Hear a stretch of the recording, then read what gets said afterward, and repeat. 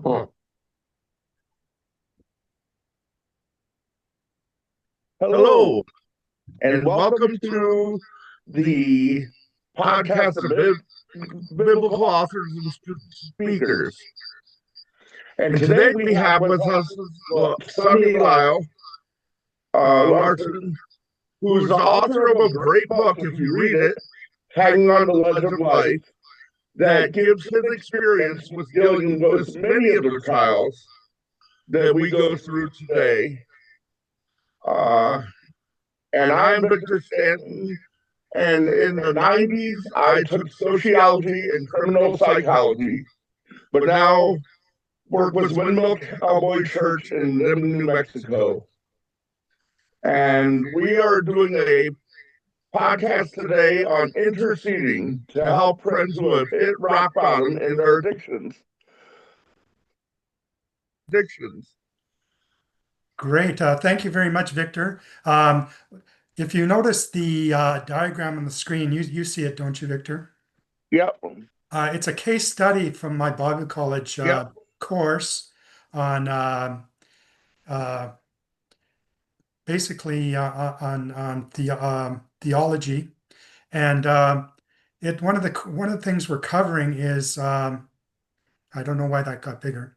Um, what That was me. happens in the process of That having was a me. stimulus you're used to, like drugs or alcohol, and when you see people using it, that your eyes are a receptor.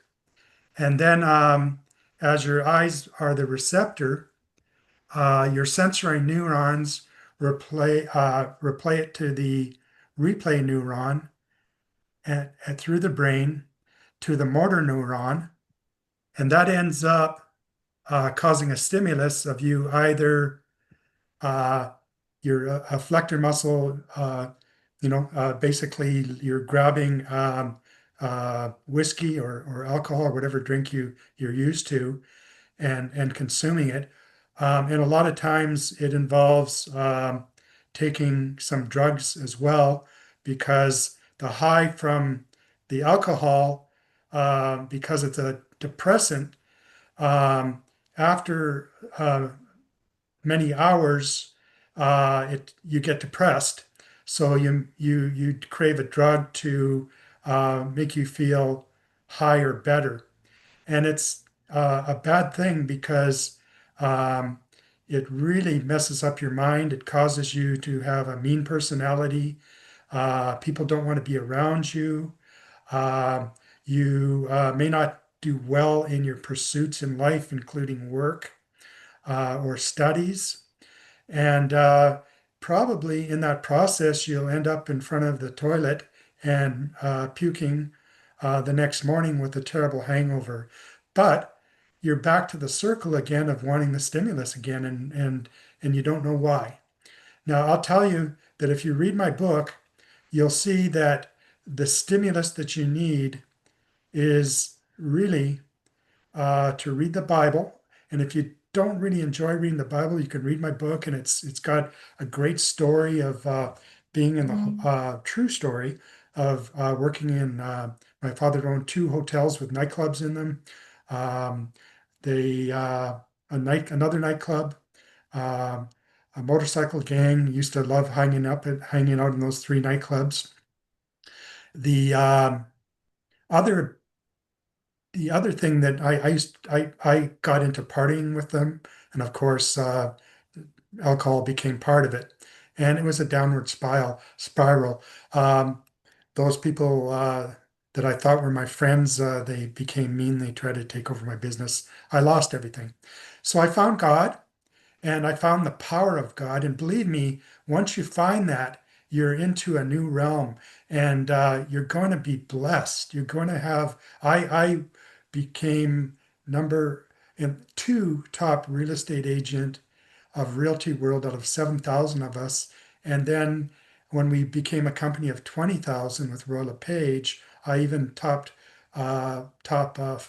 five in my province in 2018, and many other awards in between. So, and afterwards, since then. So God is going to bless you. I came from a very small town where, and I had no real money compared to the big realtors from other cities that had all kinds of connections for many years in the business and all kinds of money to promote the business. I had none of that. So really it was a God, there's no way it wasn't a miracle. And if you are in trouble with drugs and alcohol, you remember back to a time in your life where you did something really good. Maybe you were in sports when you were younger. Maybe you did well in school. There must have been something at one point before you got into drugs and alcohol, you were doing well. So it tells you that once you find God, and He's the only one that can give you the strength to get off these drugs and alcohol, um, then you will have amazing blessings. And Victor, can you tell me, like you're a testimony of that? Can you tell me about what happened with you? Well, in my younger years, I had moved, I was raised from my grandparents when I was 3 months old up till 12 years old. And then all of a sudden, almost overnight, I'm taken to my dad, who lives in New York. I lived in Pennsylvania at the time, about 15 minutes outside of Philly, in a little small town called Broomall. And all of a sudden, I'm moving almost 6 hours away to northern New York, almost up by the Canadian border by Prescott. And I didn't know why. Because here I am, I'm 12 years old, and I thought I had everything going for me. I had friends in school. I had a good study that I was doing into electronics, which my granddad did at GE. And then all of a sudden, I'm thrown into my dad, and it didn't occur to me years later that I reminded him of, by my just mannerisms, of his ex-wife, my mom, and he basically didn't like I get along with me. He wouldn't respect me. In return, I wouldn't respect him, and I got into alcohol to deal with the stress. Even though I was getting straight A's, I was still not doing good enough. If I didn't dust the house well, he'd run a white glove part upon it, and if one spot of dust was present, I'd have to dust the whole house again or wash all the dishes if one dish had a little speck of dust on it. So it's like I thought that was unwarranted, but I couldn't express anything. So I got into smoking. I got into alcohol. In my teenage years, I got into marijuana, which led to PCP, which led to cocaine. And all this time, I'm saying to myself, when I'm doing the drugs, I'm feeling great. But when I came off of the high, I needed to get back to that feeling of I'm worth something, which is what the drugs did to me. They took the stress away and let me feel like I was able to do things that my dad told me I couldn't, or able to do things society said I couldn't. I felt like a he-man. But when you fall down off that high, you're back to the same problems. They're not dealt with. So you run back to the drug, and what the drug does is it you have two chemicals in your brain that give you a positive response. One is dopamine, and the other is serotonin. And when you do drugs, you have a normal level, a normal balance of these dopamines and serotonins in your body. But when you do a drug, it increases them to the point where you can't get back to that normal level of how you felt in a positive situation. You need the drug to do that for you. Right. I'm going to have you read that one paragraph that starts with what is the reward theory of the brain in a second. I just thought I'd mention, Victor, that you told me that in Philadelphia, you'd go out and you'd see blood on the playground. You'd after people shootings or knifings or fights, and it was dangerous, and you had danger at home, but you also had danger in the uh, in your life in going to school and what have you. It was sort of like my hero, Mr. T, who grew up in Chicago with the same kind of thing. Now, he had a mother that read, I think, Bible stories to him, and he ended up not getting into all of that, those drugs and the violence and things like that. and he became very successful. The movie Rocky, as Clubber Lang, the boxer, and the A-Team television show, and he's wealthy and he's a Christian. So, Victor, what caused you to remember? Was it your grandparents that ever read the Bible to you? What that made you go join Windmill Church? What there It must have been was my something, it was my grandmom. Since I was 4 years old, she took me to a Methodist church. And right? then when I went up to live with my dad because of my sister, my dad said that the Bible was stories, that he died and he didn't see anything but black after he died. And he was dead for 3 hours before they brought him back, Yeah. off and on. And he said all he saw was black. Could you read So my that, sister said, well, that's dangerous because if all you see is black, you're going to the wrong place. So she talked him into going to a Nazarene church, us going to a Nazarene church. But by the time I was 16, my dad got so hard on me uh, with his discipline that I just left. It was December 13th uh, that I left in the middle of winter, and there was like 6 foot of snow, and I walked 4 miles to a farm that I was working on. And that was my respite of getting out of the situation right? of what my dad was putting me through. But that didn't solve the problem with my drug addiction. It got so bad I had to have a bottle of 151 Bacardi by my bed to get out of bed. And that's when I finally said, Lord, this has gone too far. I can't even swing my feet out of bed without taking a drink. Right. And I said, I need help. I know my grandmom said you're always there. Take this away from me. That's And good. Well, we read, the Bible tells us that there's people out there that they may not they may find this foolish, and that church is boring, and how can this help me?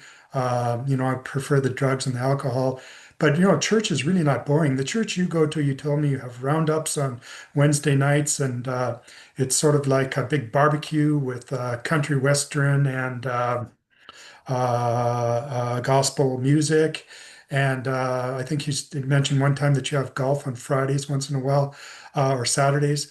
And it's fun, and the people are very friendly. Um, if you don't find a church that's fun like that, then change churches, because there are some really good ones out there. My church, we in the summertime, we go out of the normal sanctuary to the pastor's barn, and have a lot of fun and meals and things like that after the church service. So, Victor, can you please read that paragraph, because we want to get back into explaining what's happening to people with alcohol in regard to the reward uh, theory of the brain. um, people sometimes ask, why can I not stop desiring alcohol and drugs after the first time I get high? Well, reward is a natural process during which the brain associates diverse stimuli, substances, situations, events, or activities with a positive or desirable outcome. The result in adjustment of the individual's behavior, ultimately leading them to search for that particular positive stimuli. Right. So I was at a men's group one morning, and a guitar player singer showed up and sang some great tunes, and he talked about his son, who was like you, on the heavy drugs, PCP, LSD, the really bad ones, and heroin and fentanyl, anything he can get. Really messed up and dangerous person, and it took the father getting him into a church camp where he got fresh air and studying the Bible and some sports and activities. And now he's a great contributor to society, this young man. So we know that God works. You just have to pursue it and understand that stimulus is more powerful, more exciting and more fun than your alcohol and drug trip. So, you have any scriptures you want to share that help us with this topic? Because basically we're intercessors, and I believe that there were some scriptures that I sent you on interceding. Okay, the first one I have is John 15. Do not err, my beloved brethren. Every good gift and every perfect gift is from above and cometh down from the Father of lights, who is in him no variableness, neither shadow of turning. Of his own will begat he us, and that's every one of us, believer and not believer, with the word of truth, that we should be a kind of first fruits of his creation. Right. Well, Victor, let's make it short today. Say goodbye to our followers and ask them to subscribe to our channel and to share this with their friends that are have hit rock bottom. Um, we'd really appreciate it. We love the Lord and we love people. We want to see them healthy and well in society. And we'll see you next Tuesday. Subscribe to our channel. Thank you. Thank you, Victor. Have a good night. Goodbye now.